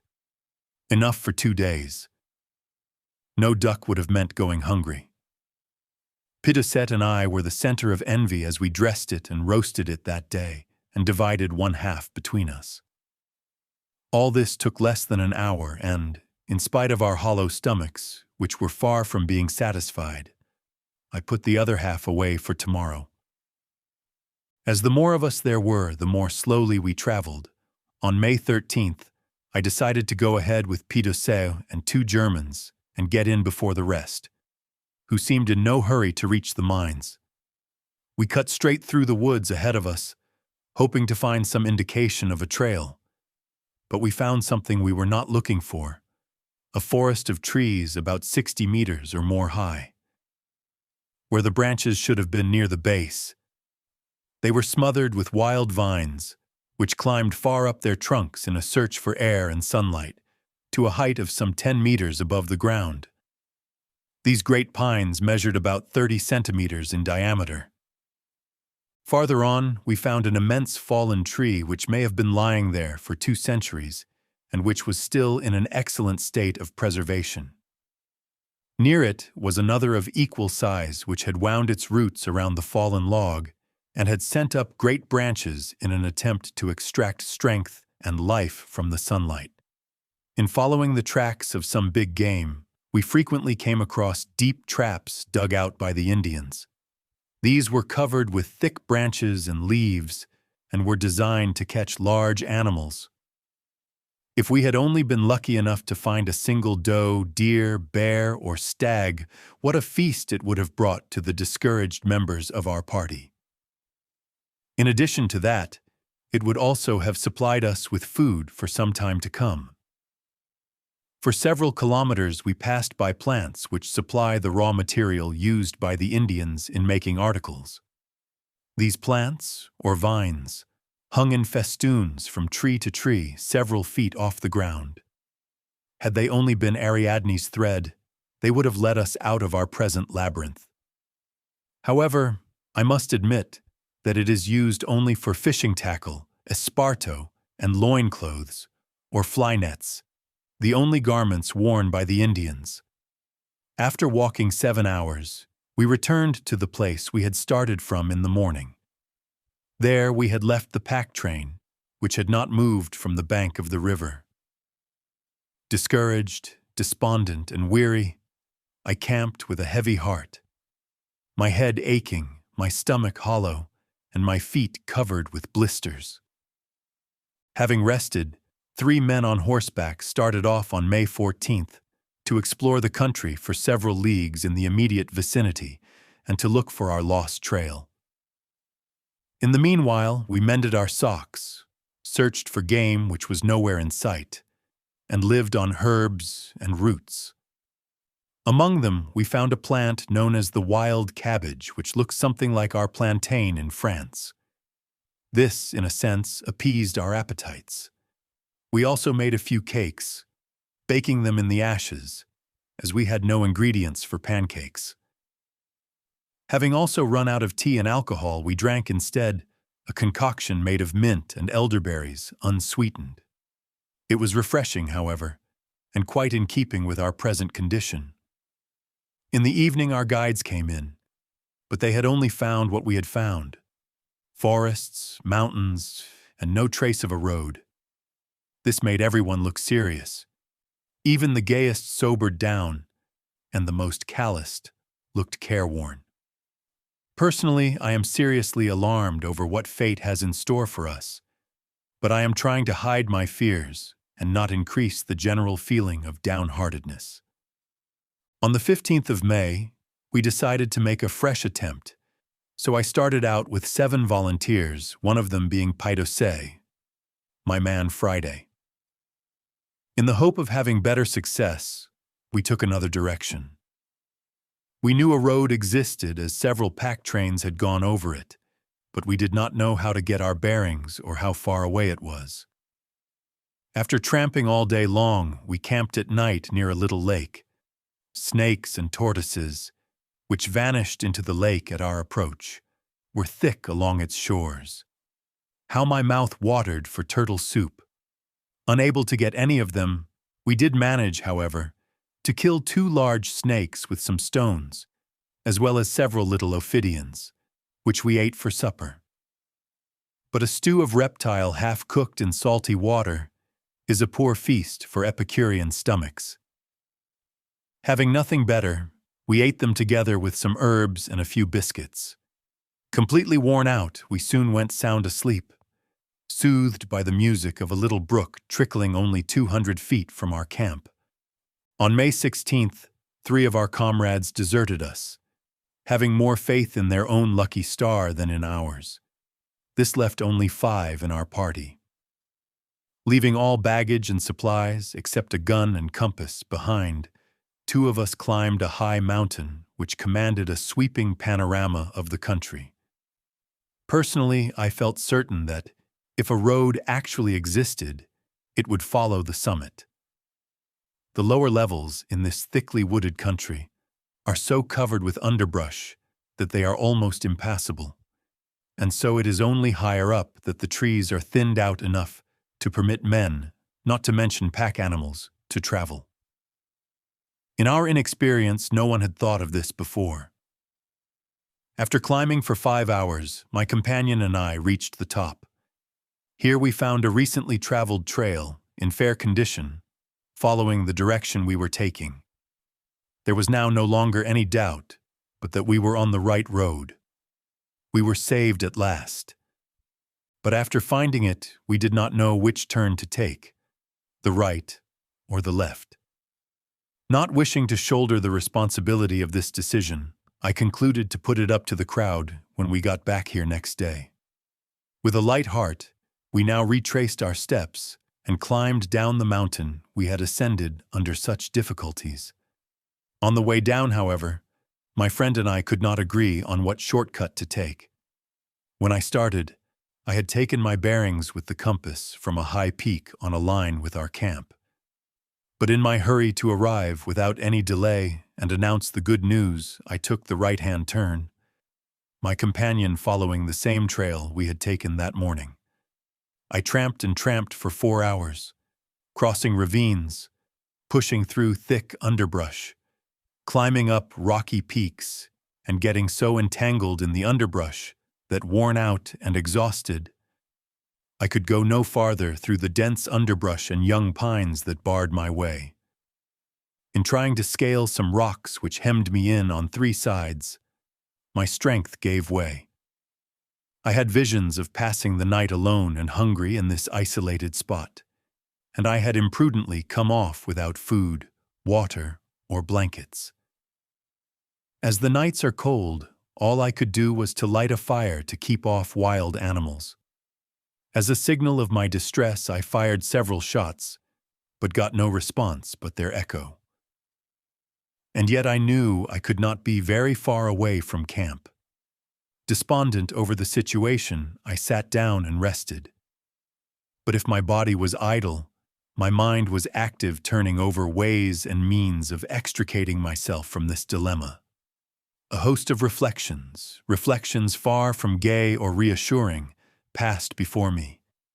If I survived the night safely, would my comrades, deep in their own troubles and struggling to save their own lives, look for one lone member of their party? They had no particular interest in me, and misfortune breeds selfishness. Pidocet was the only one who knew I had 1,000 francs on my person, but he would never think of starting out alone after me. Would the others be willing to go with him? For half an hour I sat reflecting and meditating with as much philosophy as possible, and though I was not rested when I got up, yet I felt a new sense of vigor. I now made a fresh attempt to climb over the rocky peaks. What I had to do was to get over onto the other side and look for the trail I had lost. This was the only course open to me. I tried again and again to get my bearings with my compass, and finally decided to scale the rocks toward the north. Twice I lost my grip, but the third time, after putting forth a supreme effort, I reached the summit. Once on top, I was saved. No more insurmountable obstacles impeded me, and although there was no trail, I could at least get my direction. 3/4 of an hour later, I reached camp, just as the sun was setting. There I dined on a slim 150 grams of biscuits, washed down by a pint of mint infusion. For a man who had had this same fare at sunrise, and who had walked steadily for 12 hours in uncomfortable shoes, with feet bleeding, and under the conditions I have just mentioned, sleep was imperative. But first of all, my sore feet had to be looked after and rubbed with the only ointment we have out here, resin gathered from the trees, which heals wounds even when walking. This done, I then wrapped them in bands of old linen. My stockings are about gone, though I did manage to patch the feet enough to make them last a little longer. As for my 3 friends back in camp, they had been resting and not giving a thought as to what had become of me. But such is human nature, completely self-centered when cut off from the broadening stimulus of religion. During our enforced sojourn here these last few days, our provisions have been running low, so I have been putting in my idle time making some biscuits out of what little flour I have left, baking them in the coals. After using all the flour, I had 22 about as large as my hand. Of these I gave 11 to Pidocet, cautioning him to make them last, as I did not know when or where we would get any more. A few days later, his were all gone while I still had 3 remaining. I gave him one of mine. It was the last sacrifice I could possibly make. On one of our side trips, we had stumbled on an Indian hut, open and unoccupied. I had gone in and poked in all the corners. Finding a little pile of stale acorns, I had crammed my pockets full and advised Pidocet to follow suit. By nature, he is not foresighted and is regretting it now. And so when the pangs of hunger became too insistent, I ease them by munching a few acorns. While my stomach is thus occupied, it leaves me in peace momentarily. In autumn, jays, doves, and crows, despite their slender throats, are partial to this same diet when they can find it on the oaks. On May 17th, 5 of us started out hopefully along the trail located the evening before. In place of breakfast, we were full of hope and courage. Once on the summit where the trail ran, the trail so long sought and at length found, we debated which turn to take, no one knowing the direction of the placers. After a lengthy consultation, the majority decided to take the left-hand turn, hoping it would take us up along the Trinity. We walked all day long, suffering acutely from hunger and thirst, fatigue no longer being thought of. At night, we camped in a place dubbed Camp of Bears, because when we got there, we found 3 of these creatures strolling several hundred feet away from us. My own opinion was that we ought to go after them and either kill them or be eaten ourselves, one way of swiftly ending our suffering.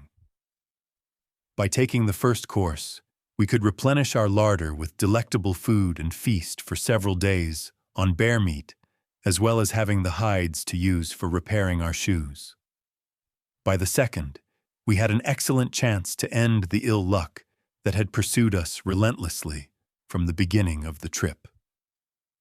Perhaps the physical strength as well as the morale of my comrades was gone, though there may have been some other reason, for my proposition was unanimously rejected. Sadly, I watched the ham, shoulders of bear, and bear cutlets that had already made my mouth water at the sight of them disappear through the underbrush. Now that this food had vanished, we fasted by way of compensation and reefed in our belts for the 4th time in 8 days. Another reef or 2, and I would have been nothing but a skeleton. During the day, we found some groves of hazelnut trees, but not a single hazelnut was in evidence. Several hundred meters beyond was a forest of young chestnuts, but at this time of year, not one chestnut, good or bad, could be located. In the distance, we could see smoke rising. Probably this came from some camp, or from the placers, as it was on the far side of the forest. But it proved to be only a forest fire burning. It is thus that the fond hopes of men who seek their fortunes often go up in smoke. The 5 of us here in the Camp of the Bears, as well as the 60 avaricious members of the pack train behind us, belong to this category. Toward evening, I ate half of my last biscuit. Tomorrow morning, I am going to eat the remaining half before starting off along the trail. And after that, what? On the 18th of May, we had to reconnoiter again, the trail having disappeared, Believing we had found it, we walked on confidently until dark. Though hungry, we were full of hope and courage, for we had heard 3 shots, which foretold the presence of civilized men in the neighborhood. We camped again that evening, feeling certain where the road we had been following for the past 2 days would take us. After eating half of the last quarter of my biscuit, some herbs and grasses completed my repast. I went to sleep. On May 19th, we got up at 3 in the morning and, without eating anything, started off at 5. At exactly 10 o'clock to the dot, when we were least expecting it, we found ourselves in a narrow opening and saw our pack train with the 20 Frenchmen and 30 Americans, mules, and supplies.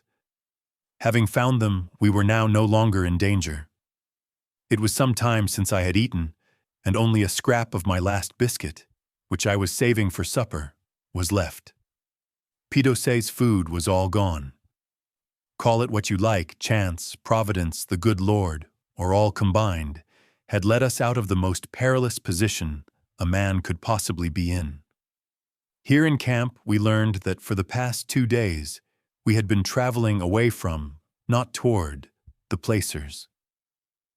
Among the Frenchmen, there is a group composed of Swiss and Franc-Comtois that has adopted the name of one of its members, Grand-Père, and which numbers in its company one of our fellow passengers from the Serres, Péquignot, nicknamed Grésily. A Swiss by birth, he was originally associated with Dr. Briot, whom he left to join Péret's party. Witnessing our distress, the latter offered us some biscuits. He would accept nothing at all for them, although we wanted to pay him at plaster prices. And while I hesitated to place myself under obligations, yet it would have been poor taste to have declined. For this reason, I accepted. In camp, we had the most delicious meal of biscuits and water I have ever had in all my life. We did not dare eat as much as we wanted, however, not only to conserve food, but also to avoid tiring our stomachs, which had lost the habit of working. That same evening, we camped about 200 meters from the lake, thick with snakes and tortoises, and not far from where we had spent the day of the 15th. True enough, we had located the trail leading to the placers, but we had taken the wrong turn. Otherwise, the trail would have brought us in within 24 hours.